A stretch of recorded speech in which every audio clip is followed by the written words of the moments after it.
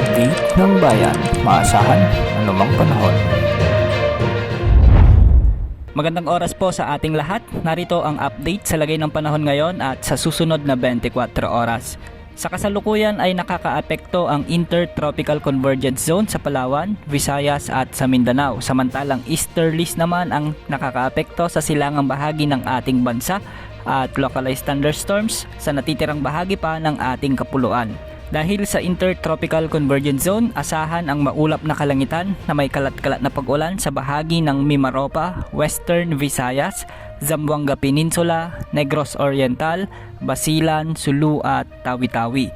Ang mga lugar na ito ay posibleng makaranas ng pagbaha o pagguho ng lupa, lalo na kung may mga biglaang paglakas na mga pag-ulan. Samantalang magiging bahagyang maulap hanggang sa maulap naman ang mga kalangitan na may mga isolated range sa natitirang bahagi pa ng Visayas at Mindanao. Dahil naman sa umiiral na easterlies, asahan ang mga katamtaman hanggang sa malalakas na ulan sa Bicol Region, Quezon Province, Aurora, Isabela at Cagayan. Ang mga lugar na ito ay makararanas ng bahagyang maulap hanggang sa maulap na kalangitan na may mga isolated range din at posible rin ang mga pagbaha at pagguho ng lupa. Ngayon nga ay nakararanas ng mahihina na minsan ay may mga kalakasang pag-ulan ang ilang lugar sa bansa dahil sa umiiral na localized thunderstorms. Apektado ngayon ng thunderstorms ang Ilocos Region, ilang bahagi ng Cordillera Region, ilang bahagi ng Central Luzon, ilang bahagi ng Calabarzon at sa Metro Manila. Makikita rin natin sa ating satellite animations na may mga makakapal na kaulapan muli sa Western Visayas at sa Negros Island Region sa mga oras na ito.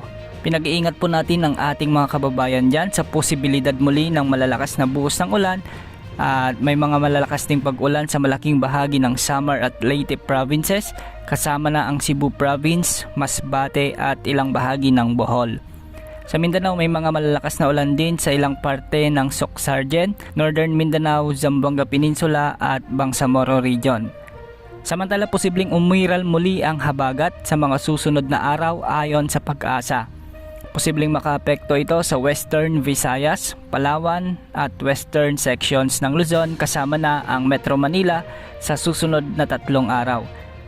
Dalawang potential na bagyo naman ang inaasahang mabubuo sa labas ng ating area of responsibility sa mga susunod na araw. Ayon sa inilabas na tropical cyclone threat potential ng Pag-asa, posibleng ang isa ay mabuo sa silangan ng bansa at lalapit sa Visayas at sa Luzon bilang mahinang bagyo o di kaya naman ay isang low pressure area lamang. Ngunit sa ngayon ay nasa low chance o mababa pa naman ang tsansa nito na mabuo. Samantalang ang isa naman ay nasa moderate or medium chance na siyang posibleng mabuo sa West Philippine Sea.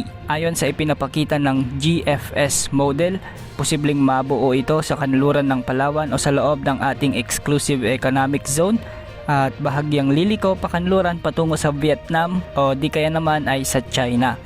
Makikita naman na bahagyang malakas ang bagyo na ito at ating titignan kung magbabago ang ipinapakita ng mga wind models.